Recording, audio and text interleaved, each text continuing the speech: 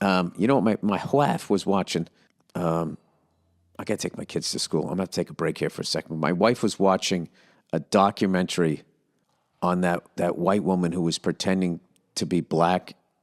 And are you African American?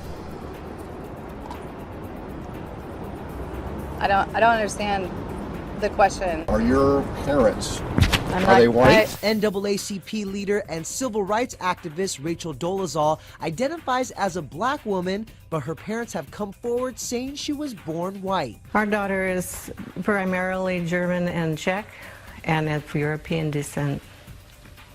So she's white. Caucasian. She's white.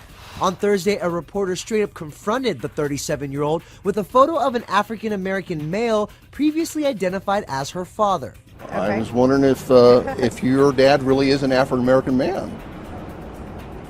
That's a very, I don't know what you're implying. I might get her on for the last 10 minutes to talk about that because I just kept teasing her.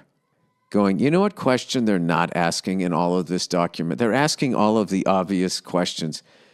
But I was like, Nia, how did this white woman, how did you guys allow this white woman to become head of the NAACP chapter in Spokane, Washington? How does that happen?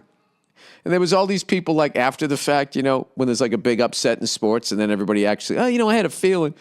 All these people going like, yeah, I knew there was something. I was thinking this just looks like a white woman with braids. Everybody was saying I was kind of thinking that shit. I just think that part of the country, people are just really polite when they're not having a Klan meeting or whatever. That truck's coming up on us awful fast. Holy crap! Do you see what I see? I'm afraid I do. We're being chased by ghosts! Generally speaking, there's a certain level of politeness to that area where I just don't think that would happen in different cities. I think someone would just ask her, like, what is your fucking deal? But anyway, my wife was watching it, and I was trying to go to sleep. It was just fucking, it was driving me nuts because no one would just, they kept arguing with her. And it's just like, you got to look at this person like she's a crazy person at a bus stop. I just felt bad for her kids. Maybe it's not a good topic, whatever. I just felt bad for her kids because she just kept saying shit like, I'm unapologetically black. It was just like, oh my God. And like her kids were like really cool, but they had this sort of low energy, monotone way of talking. Do you resent her choices? I resent some of her choices, and I resent some of the words she's spoken in interviews. And as I was watching more and more of it, I was like, I think this is like depression. There's like a low level of depression. And then they can't break away from her because she's like posting pictures of them and saying where they're trying to go to college. And it's just like, listen, can you stop having them pay the price for your sins? But when it's put in the limelight, I don't think you should be pissing people off more than they already are, unless you want to get bit in the ass from it. And she did not choose her words carefully.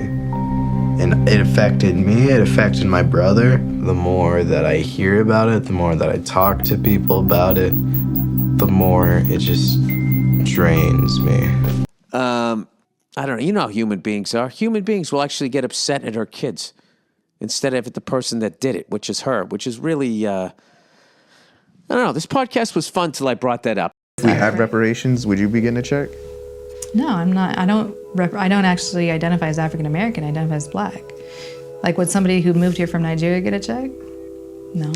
There's a Pan-African diaspora, so I'm part of the Pan. We all go back to Africa. We all have a black mother eventually.